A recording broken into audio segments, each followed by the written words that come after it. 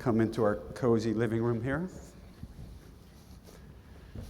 Well, there is no shortage of things to talk about with you. Look out. Look out. All softballs.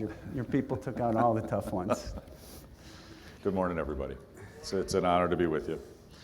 Before he starts grilling me, I want to say two things. First, thank you. Thank you for being persistent believers in Illinois. I know you invest in and are active in the real estate business in Illinois. You're a barometer of how our economy is moving. You're the temperature gauge if we're doing well or not. If you're doing well, our state's doing well, and I'm doing well. I'm doing my job. If you guys are not doing well, I am not doing a good job. So I'm excited to be here because I work for you. I want you guys booming. I want you busy. We should have the best real estate business in America right here, and I'm very committed to doing that. The other thing, we only got a few minutes. We got 20, 30 minutes. If you want to know what's really going on in the state, we're going to get to some of that today, but there's two articles I'd encourage you to read. They'll take you about 8 minutes. One was put out in Investors Daily, January 4th. Investors Daily, January 4th, you can look it up online. It's the best summary that I've seen. I don't know who that reporter was. I was pleasantly shocked. He did a great job of research on what's going on in Illinois. Best article about what's happening, Investors Daily, January 4th. The other article that I wrote, or helped write, an op-ed for the Springfield Journal-Register, January 10th, I believe, Sunday, in the Sunday paper. You read those two articles, you know what's going on in Illinois, what we're trying to do, and the status of things in Illinois. So I encourage you to do that, and now he can. And not to beat up the press, but what Bruce is continually saying is you get half of what's true in all these articles. And obviously he can't tell you the other half, but there's just an incredible amount going on in this budget mess that we don't all hear of. Right. So, your successful business exploits were highly publicized during the campaign. You've bought, built, sold companies, created tremendous wealth for all kinds of institutions and investors. How does your experience of running the state compare to your entrepreneurial past? Politics is way harder because it's so difficult to change in a democratic system. You got to persuade so many constituents, so many different groups. Democracy is designed to change slowly. And so things that we could do in business that would take a few weeks or a couple months to change an organization take months and years. So we've just got to stay persistent. The simple fact is we need major change in Illinois, major improvement. We should be thriving. We should be one of the best economic growing states in America. We have, with our location, with our infrastructure, with our hardworking people, with our commercial capital of the heart of America in Chicago, we should be booming. We should be kicking tails right up there with Texas and every other growing state. Instead, we're among the worst growing economic states. We lost 100,000 people last year. We've been losing people every year to other states. We have fewer jobs in Illinois today than we had in 1999. I don't know if you know that. We have fewer jobs in Illinois today than we had in 1999. That's outrageous, it's inexcusable, it's a massive failure, and it's all self-inflicted by our policies in Springfield. And we've had 4 out of our last 9 governors go to jail. You know that? We've had countless politicians go to prison. We have a corrupt political system that's run for its own benefit against the taxpayers. And we've got to change that. And I've got to change a system that's controlled by the same folks that created the problem. So it's a little bit of a challenge. That said, we're making a lot of progress. And I'm pretty optimistic of what we can do this year. So we're just going to stay the course. Whether Democrat or Republican, if you believe in good government and government that works for the people, we're together. I've got a lot of Democratic support, a lot of Republican support. We need to grow our economy first and foremost, so we can't fix any other problems. And we need to shrink the wasteful bureaucracy and put the money into our schools and our social services to help the most vulnerable.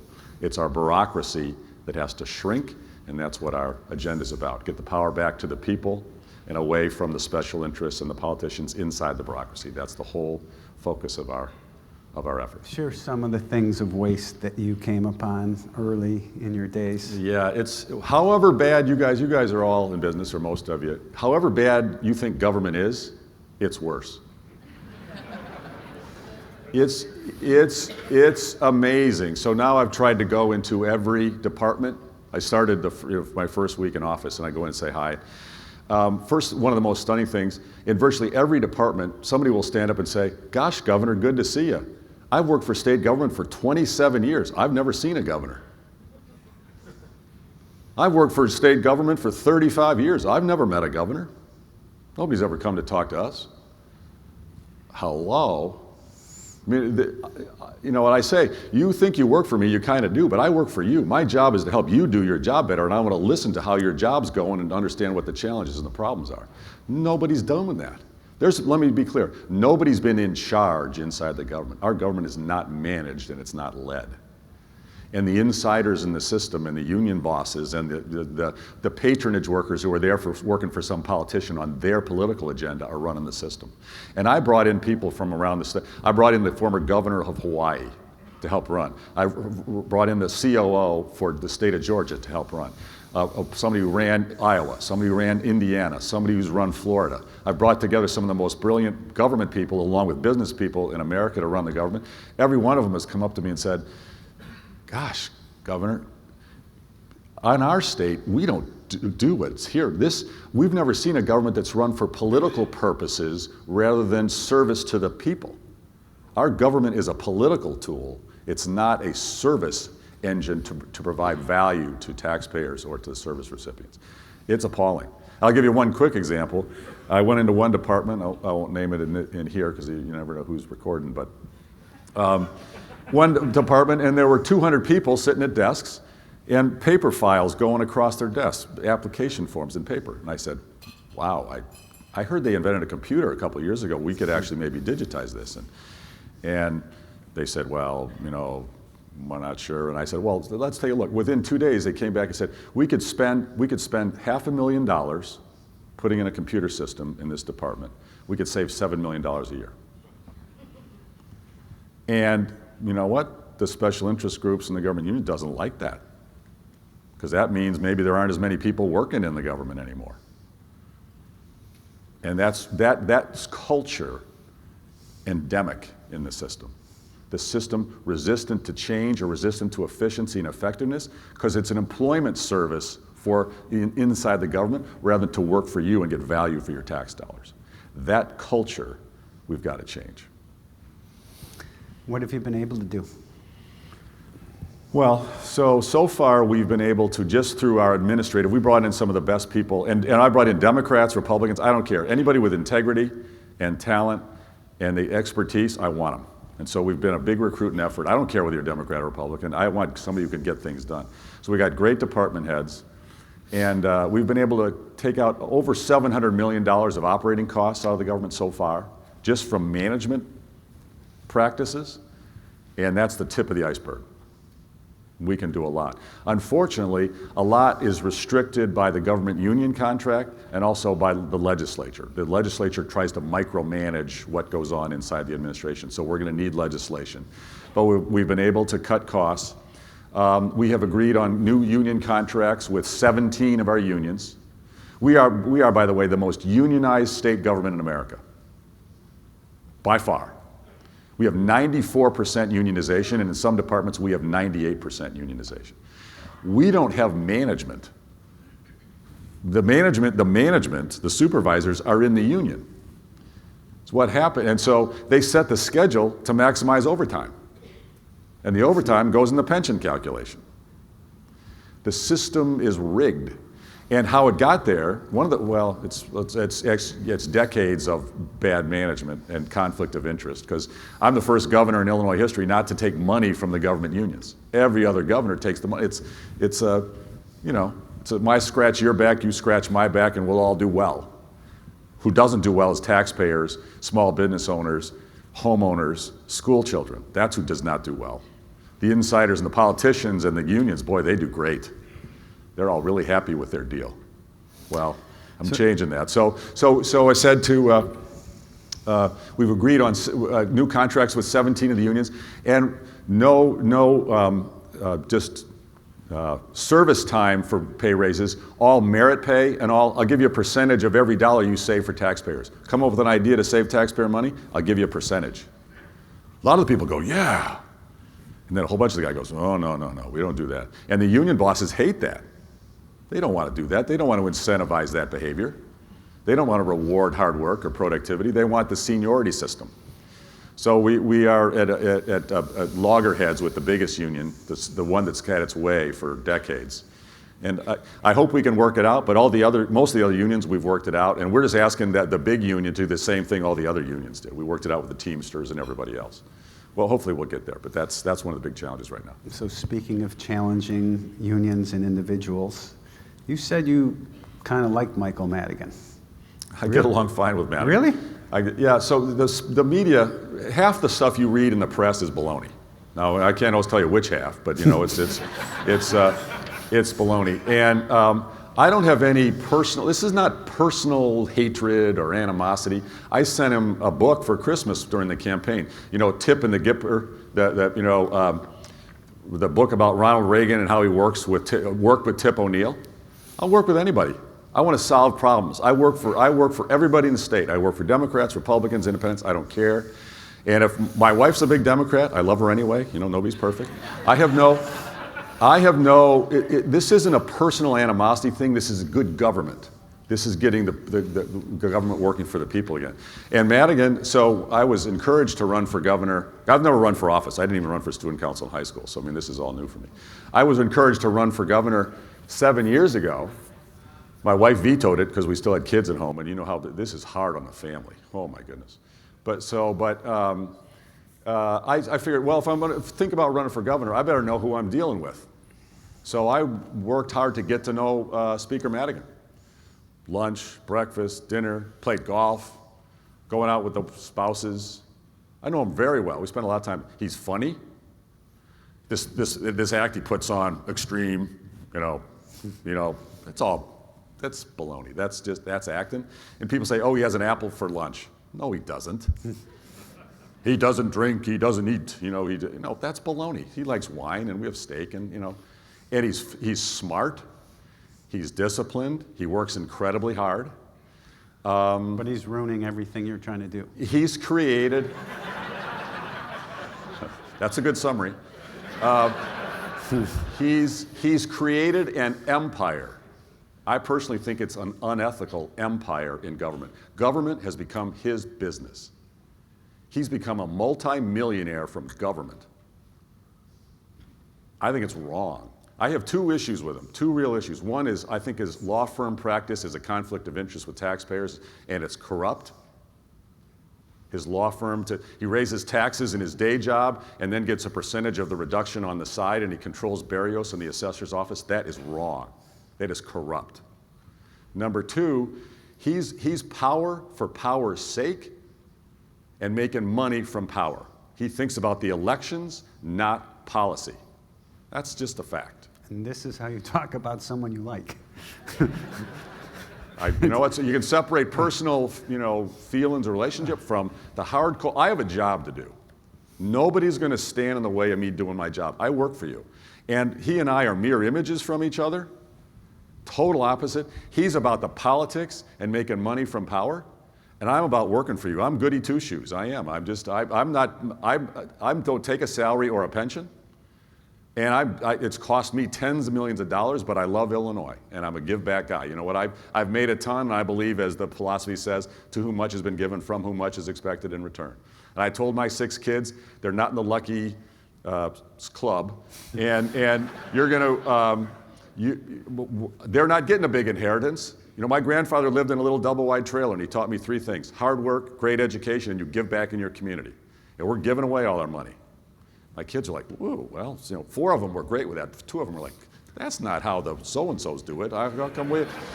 And I said, well, that's how we're doing it. And we build churches and libraries and YMCA and health clinics, and we train teachers, and I'm a give back. And I'm doing this as giving back. So all I care about is improving the quality of life for the people of Illinois. That's 100% what I think about every day. The speaker thinks about that 0. So he and I are on very opposite ends. Now, we can get along on a personal level fine, but we've got to change the culture in this state, and nobody's going to stop me. So we're going to have a little bit of a tussle. How about applause for that?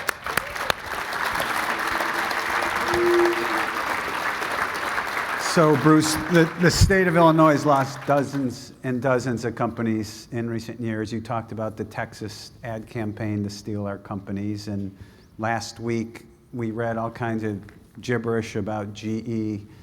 Was it real? Was it not real? Did we really lose GE?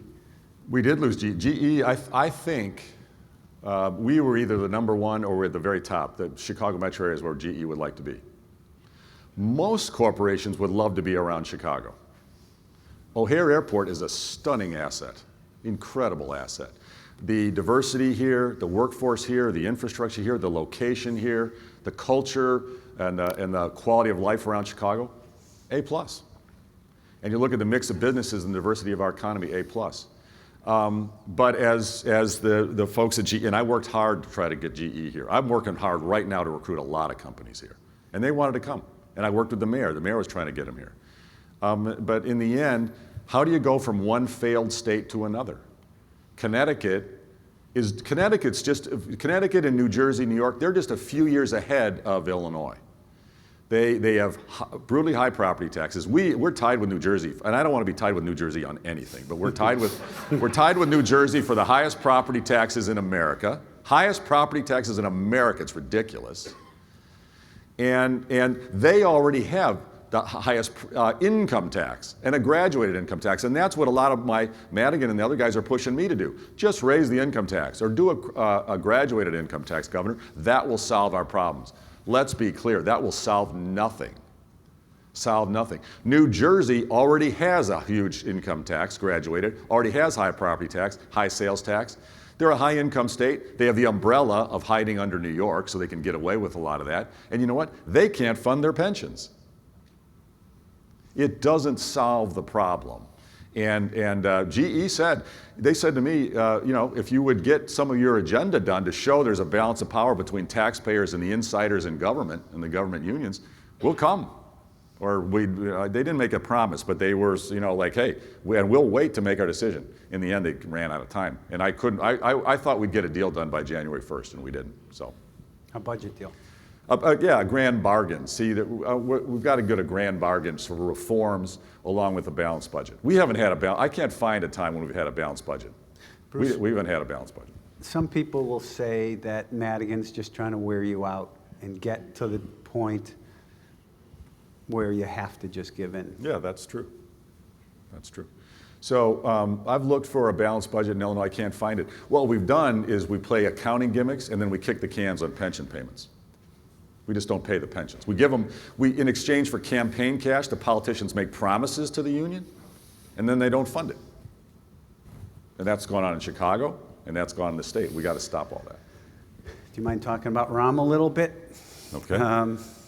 I've known you for a very long time. Rahm's been at all the family events, the bat mitzvahs, and I remember it. I think it's Meg's bat mitzvah where you were in private equity and he was in Congress, and you're paying for dinner and he's razzing you about threatening, to raise taxes on your on capital gains. On capital gains. Yeah. And your relationship has always been one of just needling each other. So is this just more needling going on in the last few weeks, or is it getting to be a little sharper than No, needles? it's way more sharp. There's really a lot on the line. I've known Rahm Emanuel for over 20 years. Actually, we've been pretty friendly. Actually, again, smart, funny, hardworking. Tell him how you met him. Disciplined. All right, this could be too long a story, but I'll try to condense it. So I didn't know who he was. But I was friends with a guy named Erskine Bowles, who was an investment banker, and then he became Clinton's chief of staff. And Erskine was a good friend of mine. Erskine Bowles calls me up back in mid-'90s, late 90s, and he said, hey, Bruce, we got this young kid in the White House who's advising Bill Clinton, but he wants to leave the White House and go into business and make some money and then maybe run for office later or whatever. But he wants to leave and go home to Chicago. Would you sit and talk to him, give him some advice for me? Just do me a favor. And I said, well, let him know I'm not a big fan of his boss, and don't have him come in here thinking he's hoity-toity or whatever, but I'll talk to him. And so he comes in and sits down in the corner office. I thought his name was Ron. I didn't know it was, I sit with him, and the first words out of his mouth, he says, hey, how are you? I hear you got a great firm. I want to be a partner here. Hello, what? What did you say? Yeah, no, I hear you got the best private equity firm in Chicago. I want to work here. I want to be your partner. Whoa, okay, hi, how are you? Who are you? What are you talking about? And we proceeded to fight for 20 minutes about why he was going to join my firm and be my partner. I didn't even know who he was. And I said, wait a second, calm down. So, have you ever been in business? No. Do you know anything about finance? No. Do you know what a balance sheet is? No. Well, sort of. You're a Democrat. You can't even add. I mean, how are you gonna work here? This is not gonna happen. And he said, no, I'll be great, and I'll find you deals, and I'm hustling, I got relationships, and I'll be great. And I said, well, you seem like a bright guy. You're pretty funny. I mean, and you got some testosterone like I haven't seen in a while. And look at it. If you want to be trained, I'll train you, and you could start as an associate. And he said, no, I want to be a partner. I said, well, it ain't happening. So stop saying that. And he says, I'm arguing with a stranger about being my partner. And I said, look, you seem like a bright guy. If you want to, we're an apprentice business. We do make a lot of money. And he said, yeah, that's what I want. I want to make a lot of money. That's why I want to be your partner. And I said, but we take risk. We have to show judgment, and we don't get paid for 8 years. We have to make a lot of money for our partners first, and then we make money. And we have to take risk, and we get paid 8 years later. This is an apprentice business. You don't get, it's hard. If you want to be an apprentice, I'll train you. He says, no, I want to make it now. I said, okay, well, it ain't happening in our business. Forget about it. And if you want to make money fast, and you don't have to show any judgment, go into investment banking. And you get paid in the front end putting deals together. You don't have to take any risk, and you make lots of money. You should go into investment banking. And he said, no. I want to be in your business. You make more money. I said, yeah, we do, but you should go into investment banking. And he said, no. And I said, look, that's my advice. There's the door. Don't let it hit you on the way out. I literally said that to him. Whoa, he gets up in a huff, storms out. Whatever. And I get a phone call about 60 days later. Hey, Bruce, it's Ram. Hey, how are you? So he said, yeah, well, obviously didn't like what you said. I said, yeah, well, okay, fine, whatever. He said, well, but I'm taking your advice. So I'm the managing director at the Wasserstein-Perella office in Chicago. I said, oh, okay, good, well, good for you. And he says, so who covers you from Wasserstein? I said, I don't know. It's not a very good firm, so we don't work with them. I don't really know. And he says, well, I'm going to be your coverage guy. I'm going to be your coverage guy. Are you in on Tuesday? I want to come over. I want to interview all your partners, and I'm going to be your guy. Whatever, fine. He comes over. You know what? Starting Tuesday and for the next 3.5 years, best investment banker I ever worked with. Relentless, smart networking. He brought us 2 of the best deals we ever did. To say thank you, I bought him 3 great deals for his firm, IPO, M&A. Good relationship. And we kick the stuffing out of each other almost every day. I mean, we fight, we argue, But you know what? I respect him. He respects me. I'm very disappointed in the job he's doing in Chicago. I'm very disappointed. I'm very upset with him. I've told him. He's failing on public safety. It's outrageous what's happening, and he is not dealing with it, and I'm mad. He's not dealing with the public schools. The schools have gone from atrocious to really bad, and he's touting it like it's some huge success. Our kids deserve better, and he's not delivering. And we need jobs in the neighborhoods, not just in downtown Chicago. He's not delivering jobs in the neighborhoods, and I'm mad about it, and he knows it. Our agenda would help him do that. We have 2 economies in Illinois. We have the economy within 90 minutes of O'Hare, which you guys take advantage of, and terrific, good for you. And we compete with Tokyo and New York and Shanghai, 90 minutes of O'Hare. And then we have the rest of the state, and we are hurting. Indiana is kicking our rear ends. And we should be blowing the doors. Indiana should be a cornfield if we were doing our job in Illinois. That's a fact. And we are not competitive, and I've got to make us competitive. And I've also got to create jobs in Englewood and in the neighborhoods. And we can do it with our agenda. But Ram is resistant because he's scared of Mike Madigan. Madigan's got the empire. He controls the lobbyists and the judges and piles of cash and the politicians and the legislature. And Madigan's got an empire, and the mayor's afraid of it. I understand why, but he's got to stand up and fight for his city for reform, and he's not doing it. And I'm not happy about it. Final question. I need you to comment on the Cranes article that came out today, whether it's true, whether it's not. Is it possible that the state could change legislation to take over CPS? So, yeah, this is a big issue. So Rahm, one of his failures is he's had 5 years to fix the problems financially at CPS, and he hasn't done it. And I have a job. I have to protect the students of Chicago. I work for the students' families of Chicago. I have to protect them. I also have to protect the taxpayers, you guys, and everybody in the state. I work for everybody in the state. Rahm is not fixing the problem. He caved into the teachers union in their strike 4.5 years ago, totally caved in. He has not taken on their new contract, and right now he's beginning to cave and give them everything they want in their new contract. And he's saying, Governor, I got a $480 million problem. I need you to send the cash to fix it. No. That's not happening.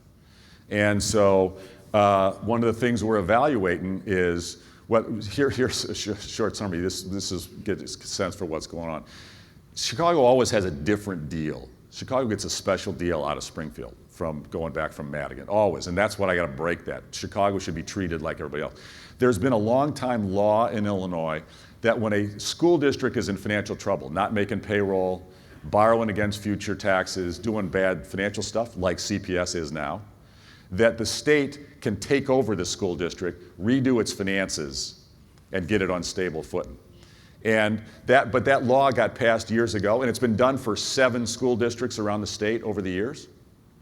That law applied to every school district except Chicago. Chicago was carved out of that bill. Well, you know what? Chicago should have that bill. And, well, you can look it up. I won't have time to go into the detail now. So we should have the option because we can fix it. It's fixable. Because we got to put in superintendents who's not scared of the teachers union or controlled by the teachers union, will stand up for the children and the taxpayers. And we also should have, like dozens of states have, we should have the ability, if it's necessary, hopefully it never becomes necessary, but if it is necessary to file for bankruptcy, that's an option. Other school districts and other communities have done it, and in Illinois that's illegal.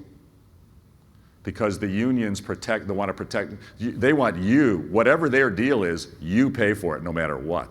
Well, bankruptcy law exists for a reason, to help organizations so we don't have to do layoffs. Bankruptcy does not mean layoffs. Bankruptcy means court protection to reorganize liabilities. That's what that means. And we should have that option for CPS, and we're fighting about that right now. On behalf of everybody in the room, I know how busy your schedule is, so I really appreciate it. Everybody appreciates that you made it. I know how much you like chocolate, especially very early in the morning. So this is thanks, Brucey, from your Honey Bunch. All right.